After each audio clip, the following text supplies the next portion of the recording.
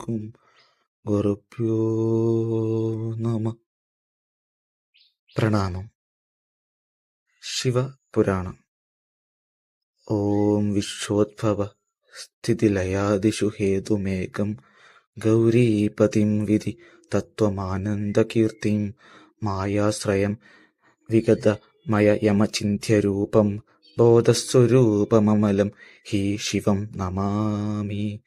വിശ്വത്തിന്റെ സൃഷ്ടി, സ്ഥിതി, ലയം എന്നിവയുടെയെല്ലാം കാരണമായി വർത്തിക്കുന്നവനും അദ്വയ പരബ്രഹ്മമായിരിക്കുന്നവനും ഗൗരീദേവിയുടെ പതിയും തത്വങ്ങളെല്ലാം നല്ലതുപോലെ അറിയുന്നവനും അന്തമില്ലാത്ത കീർത്തിയോട് കൂടിയവനും മായയ്ക്ക് ആശ്രയമായിരിക്കുന്നവനും എന്നാൽ മായയിൽ നിന്ന് മുക്തനായിരിക്കുന്നവനും സച്ചിദാനന്ദ ബോധസ്വരൂപനുമായ ശിവനെ ഞാൻ പ്രണമിക്കുന്നു.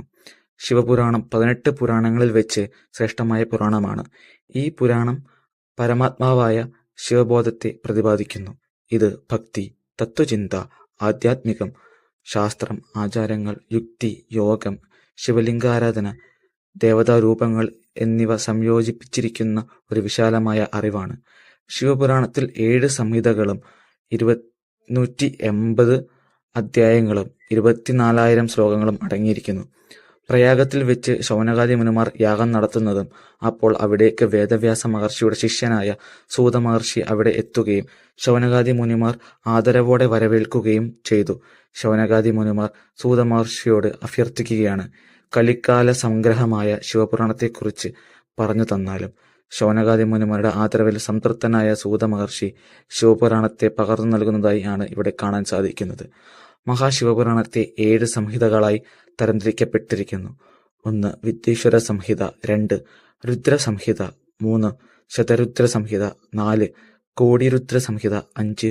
ഉമാസംഹിത. 6. കൈലാസ സംഹിത. 7. വായവീയ സംഹിത എന്നിങ്ങനെ 7 സംഹിതകളായി തരംതിരിക്കപ്പെട്ടിരിക്കുന്നു.